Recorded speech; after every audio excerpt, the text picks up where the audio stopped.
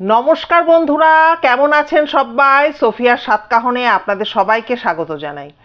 বন্ধুরা, আগের দিন আমার এক ভাই সঞ্জয় আচার্য তার একটা মানে তার বলা একটা ঘটনা আপনাদের সামনে তুলে ধরেছি।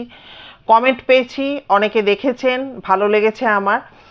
আর আশা করি সঞ্জয়ও ওখানে কমেন্ট করেছে, সঞ্জয়েরও ভালো লেগেছে। তো আজকে ভেবেছি প্রতিদিন তো আপনাদের কারোর না কারোর ঘটনা শোনাচ্ছি, এবং আরও অনেক ঘটনা স্টকে আমার আছে।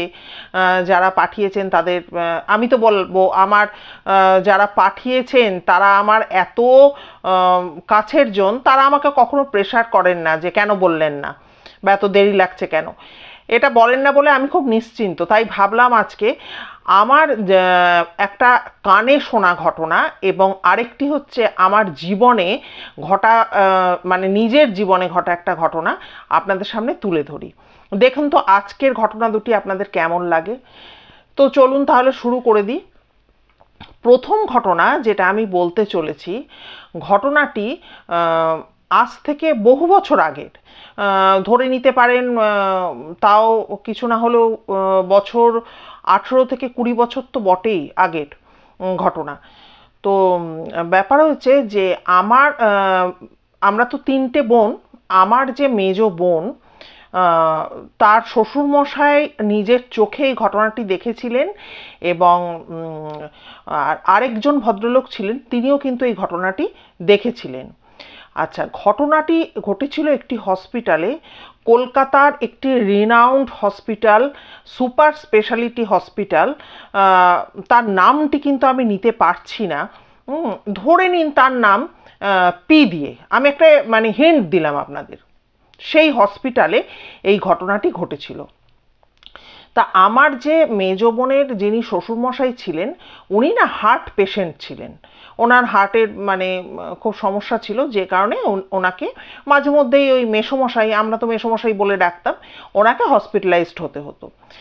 তো ওরকমই একবার ওই হসপিটালটিতে উনি কিন্তু ভর্তি হন, এবং ভর্তি হন শুধু না, উনি কিন্তু ওই হসপিটালটিতে বেশ কিছুদিন যাবৎ উনি কিন্তু ভর্তি ছিলেন। তো ওই সময় ওনার পাশের বেডে একটি ঘটনা ঘটে। ওনার পাশের বেডে একজন বয়স্ক ভদ্রলোক, উনি কিন্তু ভর্তি ছিলেন। এবার মেসোমশায়েরও তখন যথেষ্টই বয়স হয়েছে, কিন্তু ওই ভদ্রলোক আরও বেশি বয়সের ছিলেন আর কি। উনি ভর্তি ছিলেন, এবং ভদ্রলোকের কিন্তু শরীর অবস্থা খুবই খারাপ, উনি ওখানে ভর্তি ছিলেন। এবার এই মেসোমশায়ের সাথে দেখা করবার জন্য ভিজিটিং আওয়ার্সে ওনার এক মামাতো ভাই, হ্যাঁ, ওনার নাম ধরুন হচ্ছে বুবুদা, তো উনি কিন্তু ওখানে গেছেন দেখা করতে। যে পেশেন্ট ভর্তি থাকলে সাধারণত ওই 4টে থেকে 6টা এই সময় যে ভিজিটিং আওয়ার্স, সেই সময় তো পেশেন্ট পার্টি যায়, সেরকমভাবে উনিও গেছেন। তো এই কথা ও কথা বলে দুজনে মিলে গল্প করছেন, করতে করতে এবার যখন আর কি ভিজিটিং আওয়ার্স শেষ হওয়ার টাইম হয়ে এসছে, তখন ওই মেসোমশাই, আমার ওই বোনের শ্বশুরমশাই, উনি বলছেন ওই বুবুদাকে যে দেখ রে, আমি তো এখানের জলটা খাচ্ছি না, তা তুই এক কাজ কর, তুই বাইরে থেকে আমাকে একটা জলের বড় দেখে জলের বোতল কিনে এনে দে, রাতটুকু আমার হয়ে যাবে। তখন ও বলছে যে ঠিক আছে, সে আমি এনে দিচ্ছি। এবার বলে রাখি, তার আগে কিন্তু ইয়ে করেছে, তার ওই বুবুদা গিয়ে দেখলেন যে ওই মেসোমশায়ের পাশের যে বেডটি, সেটি সবুজ, দেখবেন ওখানে হসপিটালে, এই সরকারি হসপিটালগুলোতে বা বেসরকারি যেখানেই বলুন, পাশাপাশি বেড থাকলে সেখানে যদি কেউ মারা যায়, তখন দেখবেন একটা লোহার স্ট্যান্ড মতো দিয়ে সেখানে একটা সবুজ কাপড় লাগানো থাকে, সেগুলো দিয়ে কিন্তু ঘিরে দেওয়া থাকে। তো ওই দিন যে বুবুদা গেছেন, তখন কিন্তু গিয়ে দেখেছেন ওই ভদ্রলোক এক্সপায়ার করেছেন, অর্থাৎ মেসোমশায়ের পাশের বেডের সেই ভদ্রলোক, উনি এক্সপায়ার করে গেছেন। তো ওইগুলো বেডটা পুরো ঘেরা। তখন উনি বললেন যে ঠিক আছে, আমি জল নিয়ে আসছি তাহলে। তা এবার যখন উনি জল নিয়ে এসছেন, জল নিয়ে আসার পর দেখা যাচ্ছে যে ওই বেডটিকে ঘিরে প্রচুর লোক সমাগম হয়ে গেছে, মানে পেশেন্ট পার্টিরা যারা ওখানে ভর্তি ছিল কেউ খোঁড়াচ্ছে, কেউ অতি কষ্টে নিজেদের দেহ টেনেও কিন্তু ওই বেডটির চারপাশে একটা বিরাট ক্রাউড জমে গেছে বা একটা ভিড় জমে গেছে। তখন উনি তো এসে অবাক হয়ে গেছেন, তখন মেসমশাইকে বলছেন যে কি হয়েছে। তখন উনি বলছেন, আরে আরে তুই দাঁড়িয়ে যা, এই ভদ্রলোক প্রায় ঘন্টা দেড়েক মতো হলো উনি এক্সপায়ার করে গেছেন। এবার তো ওইভাবে যেহেতু পাশাপাশি বেড রয়েছে, ওনাকে ঘিরে দেওয়া হয়েছে, 4 ঘন্টার আগে তো বডি ছাড়বে না, ঘিরে দেওয়া রয়েছে। এবারে উনি যখন জল আনতে চলে গেছেন, তখন মানে এবার জল আনতে গেছেন, উনি ওখানে চা খেয়েছেন, ধূমপান করতে পারেন, অনেক কিছু ব্যাপার থাকে। তো এর মধ্যে কিন্তু এই মেসোমশাই মানে আমার বোনের যিনি শ্বশুর মশাই, উনি কিন্তু আওয়াজ পাচ্ছেন একটা এরকম একটা, মানে একটা কাতরানোর একটা আওয়াজ, কিন্তু সেটা খুব ক্ষীণ উনি পাচ্ছেন।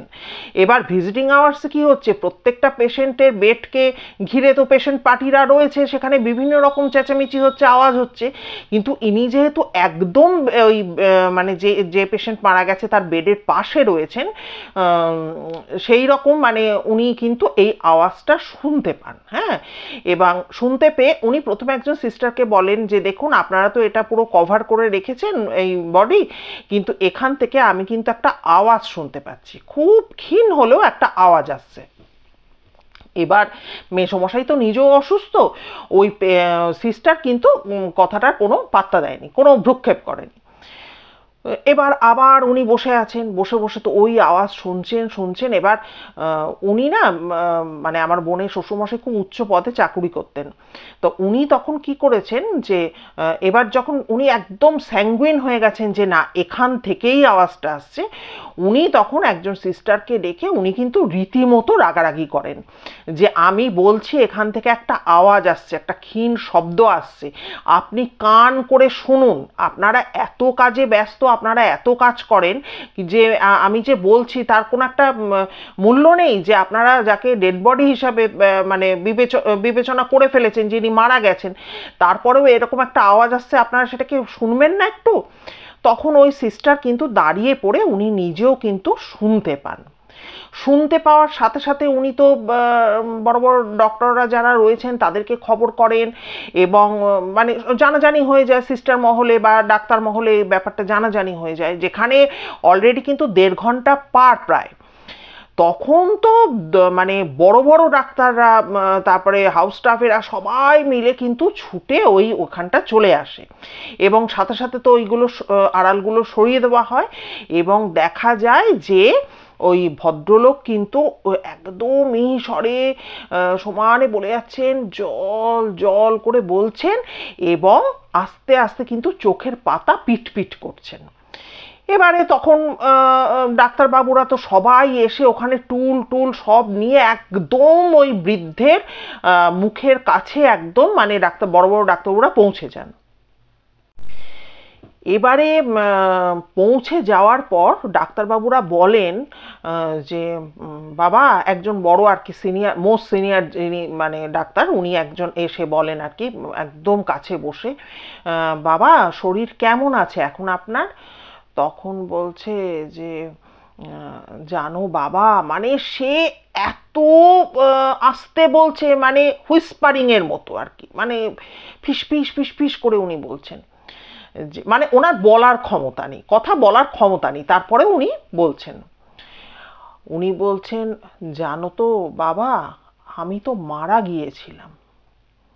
এবার দেখুন, আমি সোফিয়া বসু রায়, আমি মারা গেছি, ঠিক আছে, আমি যে মারা গেছি এটা আমি কি করে বলবো?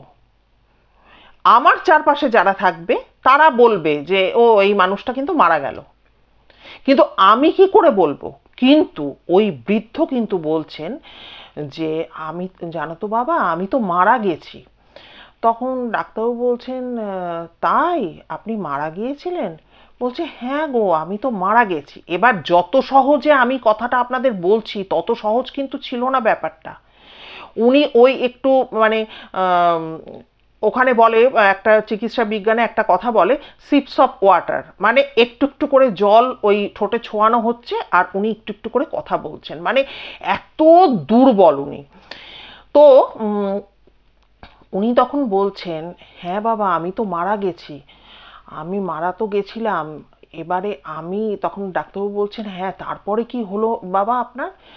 বলছে, আমি যখন মারা গেলাম তখন আমি দেখলাম আমার বডিটা ছেড়ে তো আমি বেরিয়ে এসছি, আমার দেহ তো বিছানাটাতে পড়ে আছে, এবং দুটো লোক এলো, তারা আমার হাত দুটো ধরে নিয়ে চলা আরম্ভ করলো। তখন ডাক্তারবাবু বলছেন যে আপনি কিছু বললেন না বাবা? বলছে যে আমি তো বললাম যে কি আমায় কোথায় নিয়ে যাচ্ছ, আমার দেহ পড়ে রয়েছে, আমি একটু নয় বেরিয়ে এসছিলাম, আবার কি আমি ঢুকতে পারি না? ওরা কিচ্ছু বলল না, ওরা দুজনে মিলে জানো তো একটা অন্ধকার ঘুটঘুটে গলিপথ ধরে নিয়ে আমাকে হাঁটা আরম্ভ করলো। এবারে আমরা হাঁটছি অন্ধকার ঘুটঘুটে গলি, আমরা কেউ কাউকে দেখতে পাচ্ছি না, শুধু আমি বুঝতে পারছি আমার দুই হাত দুজন ধরে নিয়ে হাঁটছে, এবং তখন কিন্তু আমার শরীরে কোনো কষ্ট নেই, আমি একদম সুন্দর ওদের সাথে হাঁটছি। কিন্তু দেখছি সেই গলিপথের শেষে একটা উজ্জ্বল আলো জ্বলছে, এবং সেই আলোকে লক্ষ্য করেই কিন্তু আমাদের হেঁটে যাওয়া সেই আলোর উৎসের দিকে। তো আমরা তো হাঁটছি, হাঁটতে হাঁটতে যখন সেই আলোর কাছে পৌঁছালাম, দেখলাম আমরা বিরাট একটা নদী তীরে পৌঁছে গেছি, বিশাল বড় নদী তীরে একটা আমরা পৌঁছেছি। এবং তখন তো আমি পুরোপুরি সুস্থ। এবার আমি দেখছি সেই নদীর অপর পাড়ে কিন্তু আমার বাবা মা, আমার পরিবারে যারা যারা চলে গেছেন, যারা যারা মারা গেছেন, তারা সবাই দাঁড়িয়ে আছেন, এবং সবাই আমাকে বলছেন, ভয় পাস না, চলে আয়, কোনো ভয় নেই, আমরা তো আছি, চলে আয়। এই কথাটা কিন্তু তারা বারবার করে আমাকে বলতে লাগছেন আর কি, বলছেন। এই তখন ডাক্তারবাবু বলছেন যে বাবা এই সময় কি হলো? তখন উনি বললেন, উনি মানে বৃদ্ধ বলছেন যে জানো তো বাবা, এই সময় হঠাৎ করে কালো কুচকুচে একটা বিশাল চেহারার, একটা দৈত্যাকার চেহারার লোক এসে ওই লোক দুটোকে বিরাট মারতে লাগলো, প্রচন্ড মারতে লাগলো আমার চোখের সামনে ওই লোক দুটোকে। কোনো কথা ওই লোক দুটোকে তিনি বললেন না, খালি প্রচন্ড মারতে লাগলেন। বলছে তাই? ডাক্তারবাবু বলছেন তাই? বলছে যে হ্যাঁ। এরপরে জানো তো আমার দিকে তাকিয়ে কিচ্ছু বললেন না, খালি আমাকে একটা ধাক্কা দিয়ে বললেন, কাল সকাল 10টা, এই কথা বললেন। এত জোর ধাক্কা মারলেন, আমি তো আবার দেখি আমার শরীরের মধ্যে আমি ঢুকে গেছি, এবং আমি তো তখন থেকে একটু জলের জন্য চিৎকার করে যাচ্ছি। ভাবুন খালি অবস্থাটা, একদম রিয়েল ফ্যাক্ট আমি আপনাদের বলছি। এরপরে তাকে তো যাই হোক বিভিন্ন ইঞ্জেকশন, ওষুধ, যেমন তার রুটিন চলছিল, আবার তো ডাক্তারবাবুরা সেই সব শুরু করে দিলেন। এবং আমার বোনের যে শ্বশুর মশাই, উনি ওই বুবুদাকে বললেন যে কালকে কিন্তু এতটুকু দেরি করবি না, কাল কিন্তু ঠিক 10টার আগে, মানে 10:45টার মধ্যে কিন্তু অতি অবশ্যই চলে আসবে। এবং আপনারা জানেন যে দুপুরবেলা অনেক পেশেন্ট পার্টি, তারা ওখানকার খাবার খান না, তাদের খাবার দিতে যাওয়ার একটা ব্যাপার ট্যাপার থাকে। তা উনি বললেন যে দেখ, ওনার পুত্রবধূর কথা, মানে আমার বোনের কথা বললেন যে ওকে নিয়ে অতি অবশ্যই কিন্তু 10:45টার মধ্যে চলে আসবি, হ্যাঁ, এই জিনিস দেখা যাক কি হয়। আচ্ছা, এইবারে উনি বলেও দিলেন যে দেখ, কাঠ তো একটা, হ্যাঁ একজন ঢুকতে পারবে, তোরা যে কোনো উপায়ে কিন্তু আসবি। আচ্ছা, এই বৃদ্ধ ভদ্রলোক যিনি এই ঘটনাটি বললেন যে আমার সাথে এই হয়েছে, তিনি কিন্তু আরেকটা কথা বলেছিলেন, যেটা বলতে আমি ভুলে যাচ্ছি। সেটা হচ্ছে, ওই বৃদ্ধ বললেন, দেখা যাক কাল 10টার সময় আবার আমার সাথে কি হয়, হ্যাঁ আমাকে আবার কি করে দেখা যাক, এইটা কিন্তু বৃদ্ধ বলেছিলেন। যাই হোক, পরের দিন তো এরা তো দুজনে, এই বুদা আর আমার বোন, এরা তো দুজনে মিলে তো সেখানে গেছে, এবং সেখানে গিয়ে ওই মানে কি একটা কার্ড, এবার কি আইন থাকলে আইনের ফাঁক, পেশেন্ট পার্টি তো মিথ্যে টিথ্যে বলে এই হয়েছে ওই হয়েছে এটা দিতে হবে এইসব বলে ঢোকে, এরাও সেরকমভাবে কোনোভাবে তো ঢুকে পড়েছে। গিয়ে দেখে সেই বেডের চারপাশে ডাক্তাররা, সিস্টাররা, তারপরে পাবলিক মানে যারা ওই খাবার দাবার দিতে এসছে, পেশেন্ট সব গিয়ে তো আবার ওখানে ভিড় করেছে। তখন বাজে ঠিক 10:45। ওনারা গিয়ে দেখেন যে এনার কিন্তু প্রচণ্ড শরীর খারাপ হচ্ছে, হ্যাঁ, ক্রমশ যত সময় যাচ্ছে প্রচণ্ড শরীর খারাপ হচ্ছে ওনার। এই করতে করতে এরা তো দাঁড়িয়ে আছে, অপেক্ষা করছে, ঠিক যেই কাঁটায় 10টা বৃদ্ধ মারা গেলেন। বৃদ্ধ মারা গেলেন এবং উনি এতটাই অসুস্থ ছিলেন, উনি কিন্তু তিনি যে মারা যাবেন পরদিন সকাল 10টায় সেটা চিন্তা করার মতো ক্ষমতাও বা শক্তিও হয়তো তার ছিল না। তাই তিনি বলেছিলেন দেখি আবার 10টার সময় আমার সাথে কি হয়। তা ওনার সাথে এটাই হলো, ঠিক 10টায় কিন্তু উনি চলে গেলেন। তাই আমরা এই যে আমি এই ঘটনাটি বললাম, এই ঘটনাটি কিন্তু আগেও আমি অন্য একটি চ্যানেলে বলেছিলাম, মানে ফেসবুকে আমি বলেছিলাম। এবারে এই যে ঘটনাটি, এই রকম সিমিলার ঘটনা কিন্তু বিদেশেও আমি কিন্তু একটা শুনেছি যে এরকম নাকি মারা যাওয়ার পর কিন্তু আবার ফিরে আসা, হ্যাঁ, এরকম ঘটনা কিন্তু অনেক জায়গায় শুনতেও পাওয়া যায়। কিন্তু সেগুলো তো আমিও পড়েছি, সেগুলো তো আমরা কোথাও পড়েছি বা কোথাও থেকে জেনেছি, কিন্তু এই যে আমার নিজের বোনের শ্বশুরমশায়ের স্বচক্ষে দেখা এই ঘটনাটি বা বোনের দেখা এই ঘটনাটি, তাই ভাবলাম যে আপনাদের সাথে একটু শেয়ার করি। তো আমার মনে হয় এটাকে কি বলবেন আপনারা, আমার তো মনে হয় নিয়ার ডেথ এক্সপিরিয়েন্স এরকমই কিছু মনে হয় এটার ক্ষেত্রে বলা ঠিক হবে। অবশ্যই কিন্তু কমেন্ট করে জানাবেন যে আজকের দুটি ঘটনা বলবো, এটি একটি ঘটনা আপনাদের সাথে শেয়ার করলাম, আরেকটি ঘটনা আমার যেটা নিজের জীবনে ঘটেছিল সেটা আপনাদের সাথে চলুন শেয়ার করি। আচ্ছা, এবার তাহলে চলুন আমার জীবনে যে ঘটনাটি ঘটেছিল, যে ঘটনাটি আমার বাড়ির লোককে আজকেও ভাবায়, যে ঘটনাটি কথা কখনো মনে পড়লে আমার মা আজও শিউরে ওঠে, কারণ মা এটা শুনেছিল। তো এই ঘটনাটি হচ্ছে 2000 মোটামুটি ওই ধরে রাখুন 2014-14 সালের ঘটনা। তো তখন আমার মেয়ে ওই ক্লাস 11-11-এ পড়ে। তো আমার যে কাজটা, সেই কাজটা কি ছিল, আমার না বেরোনোর বা ঢোকার কোনো ঠিক ঠিকানা থাকতো না। তো মূলত আমাকে ওই বিভিন্ন স্কুল ভিজিটে যেতাম আমি, কখনো হায়ার সেকেন্ডারি স্কুল, কখনো মাধ্যমিক স্কুল, এরকম। এবার সেগুলো হচ্ছে বিভিন্ন রুটে, বিভিন্ন রুরাল জায়গায় সেইগুলোতে যেতে হতো। ফলে কি হচ্ছে, আমার কোনোদিনও ধরুন ভোর 5টায় বেরিয়ে যাচ্ছি, পরিমরি করে শিয়ালদার উদ্দেশ্যে ছুটছি, কোনোদিনও সকাল 6:30টায় বেরিয়ে যাচ্ছি, কখনো হয়তো দেখা যাচ্ছে যে 11টার সময় বেরোলাম, এই রকম দূরত্ব অনুযায়ী আমাকে এরকম করতে হতো। এবং ফেরাটাও কিন্তু আমার ইচ্ছের ওপর সবসময় নির্ভর করতো না, কারণ কোনোদিনও ফিরতে অনেক রাত হয়ে গেছে, এমনও হয়েছে যে হয়তো রাত্রে 11টা বেজে গেছে, 12টা বেজে গেছে।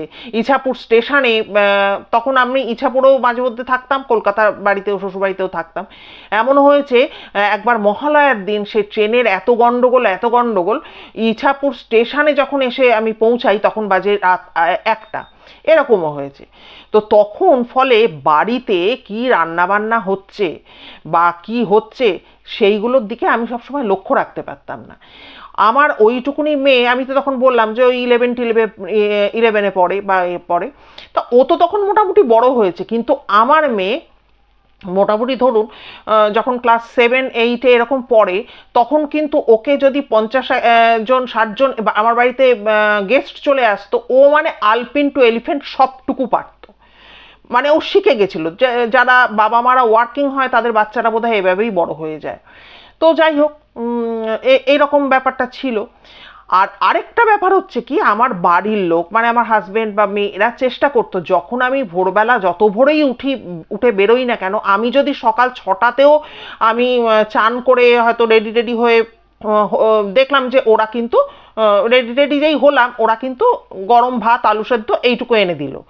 আমার মেয়ে কিন্তু আমার বেরোনোর ওপর আমার মেয়ে কিন্তু উঠে পড়তো, সেই বলে না যে মায়েরা উঠে খাবার বানিয়ে দেয়, সেরকম ও কিন্তু আমায় খাবার বানিয়ে দিত, যে মার কোনো ঢোকা বেরোনোর ঠিক ঠিকানা থাকে না এই সমস্ত ব্যাপারের কারণে। তো একবার ওরকম আমি ওদের বলেছি কি যে আমাকে ঠিক কাঁটায় 5টার সময় ডেকে দিবি। এবার আমার একটা জিনিস আছে জানেন তো, আমি এদিকে আপনাদের বারবার বলি যে রাত্রে আমি 2টো 1:30 অবধিও আমি জেগে থাকি, আমার কোনো কষ্ট হয় না, কিন্তু সকালে উঠতে আমার প্রচণ্ড কষ্ট। মানে আমাকে সকালবেলা কেউ যদি ডেকে না দেয় আমি কিন্তু উঠতে পারি না, যতই ইম্পর্টেন্ট কাজ থাক যাই থাক। তো এই দীর্ঘ জীবন যে আমি চাকরি বাকরি করেছি, কাজকর্ম করেছি, আমার কিন্তু এদের উপর নির্ভর করে কিন্তু আমার যাওয়া আসাটা থাকতো, মানে যাওয়াটা, না হলে আমি কোনোদিনই বেরোতে পারতাম না এরা না ডেকে দিলে। তো যাই হোক, আর তখন প্রচণ্ড কাজের চাপ যাচ্ছে, হ্যাঁ, ঢোকা বেরোনোর কোনো ঠিক ঠিকানা নেই। তো এদের বলে আমি শুয়েছি যে ভোর 5টার সময় কিন্তু অতি অবশ্যই কিন্তু আমাকে ডেকে দেওয়ার জন্য। আর আমি কলকাতার বাড়িতে তখন ছিলাম, কলকাতার বাড়িতে আমার শাশুড়ি মা আবার একটা কাণ্ড ঘটাতেন। উনি ভোর 3:30-টের সময় হাতে একটা লাঠি নিয়ে উনি মর্নিং ওয়াকে বেরিয়ে যেতেন, এবং রাস্তার কুকুরদের ভয় টয় দেখিয়ে উনি সুন্দর মর্নিং ওয়াক করে এর গাছ থেকে তার গাছ থেকে পুষ্প সঞ্চয় করে উনি কিন্তু ফিরে আসতেন। ফলে মানে অনেক ভোরবেলা থেকে আমাদের, মানে রাত থেকেই ধরতে পারেন, বাড়িতে লোকজন উঠে পড়তো টুকটাক করে। তারপরে মেয়ে যখন উঁচু ক্লাস ছিল, মেয়েও উঠে ভোরবেলা পড়াশোনা করতো, এই ব্যাপারগুলো ছিল। তা ওরকম 5টার সময় মেয়ে উঠে পড়েছে, আমাকে ডাকবার আগে মেয়ে, তো আমার বললাম তো তখন আমার মা উঠে পড়েছে যে মাকে কি করে দেওয়া যায় টুকটাক করে, অন্তত একটা ডিমের পোচ করেও যদি দেওয়া যায়, ও উঠে পড়েছে। এবার ঠিক যখন 5টা বাজে ও তখন আমাকে এসে ডাকছে, ও মা, মা উঠে পড়ো, ও মা উঠে পড়ো। তো ডাকছে, এবার আমার ঘুম ভাঙছে না।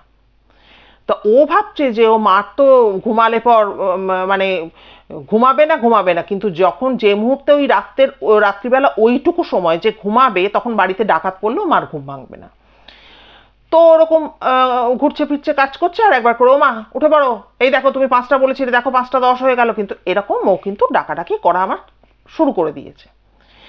এবার প্রায় আধ ঘন্টা মতো ডেকে নিয়েছে, তখন যখন দেখছে যে আমি উঠছি না, কিছুতেই উঠছি না, তখন ও না বাবাকে ডাকছে, ও বাবা দেখো তো মা কিছুতেই ঘুম থেকে উঠছে না, বলো তো মা লেট হয়ে যাবে না, ট্রেন কি করে পাবে।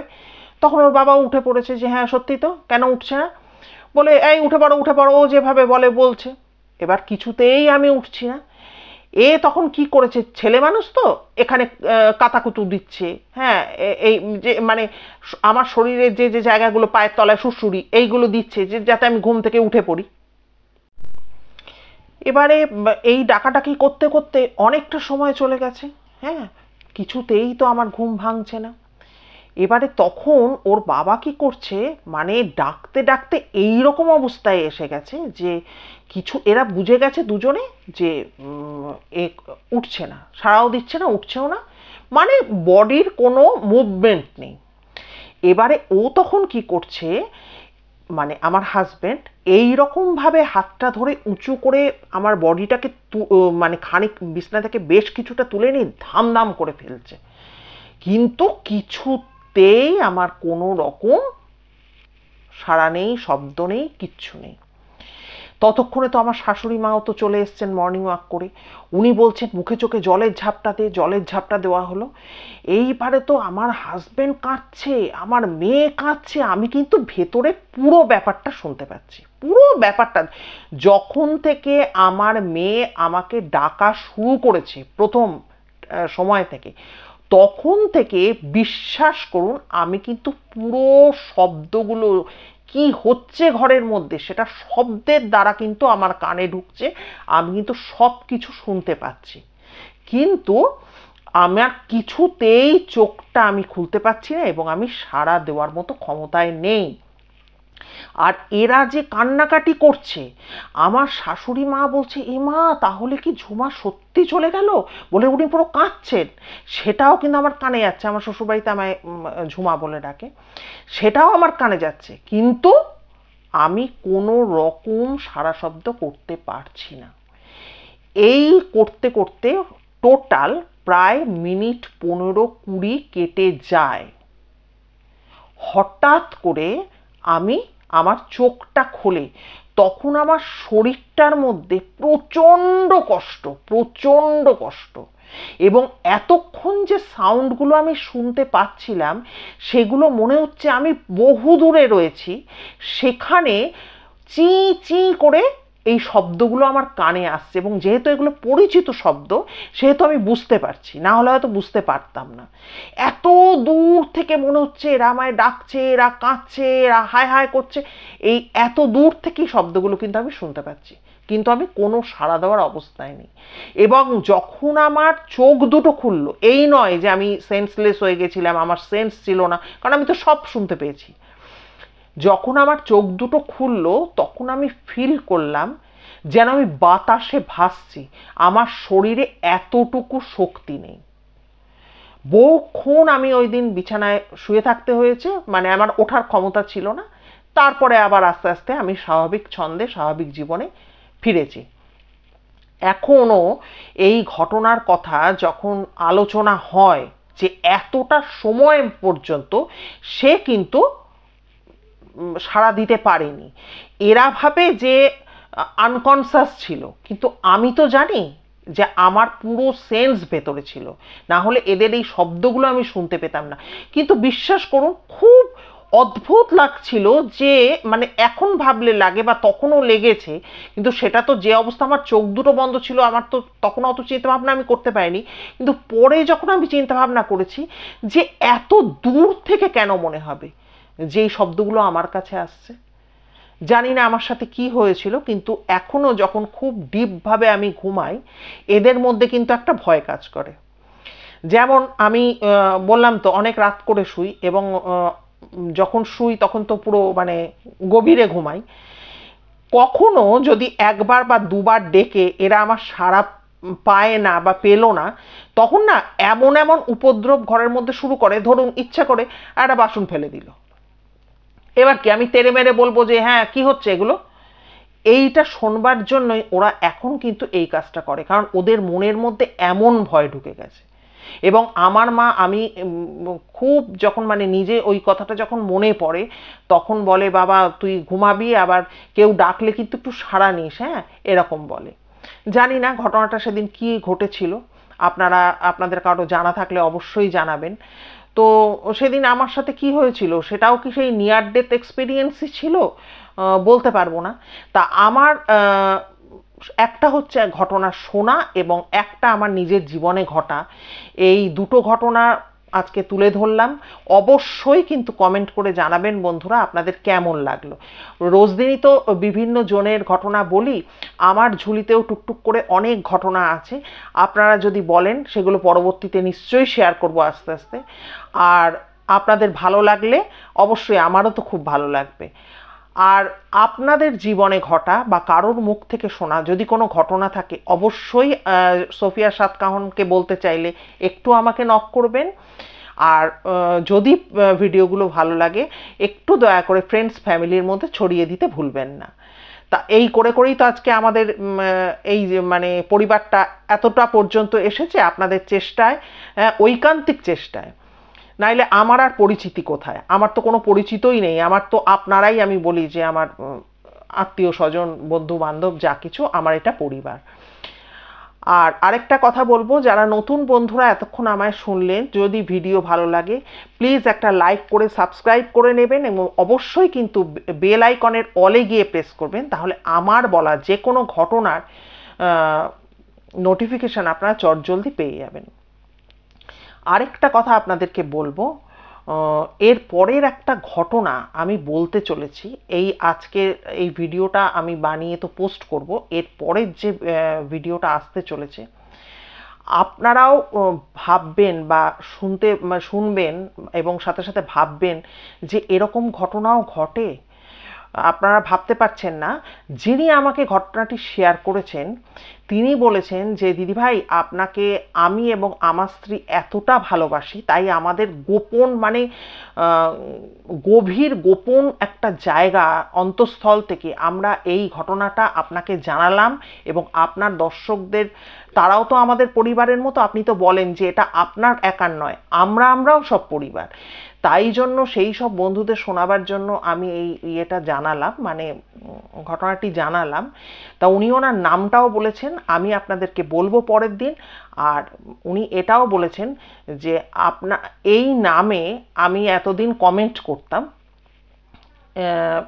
এবার থেকে আমি আমার ওয়াইফের নামটা কেউ জানে না, ওনার ইয়ে থেকে মানে মোবাইল থেকে আমি এই কমেন্টগুলো করব আপনার সাথে, মানে কমেন্ট করব আপনার বিভিন্ন ভিডিও দেখে।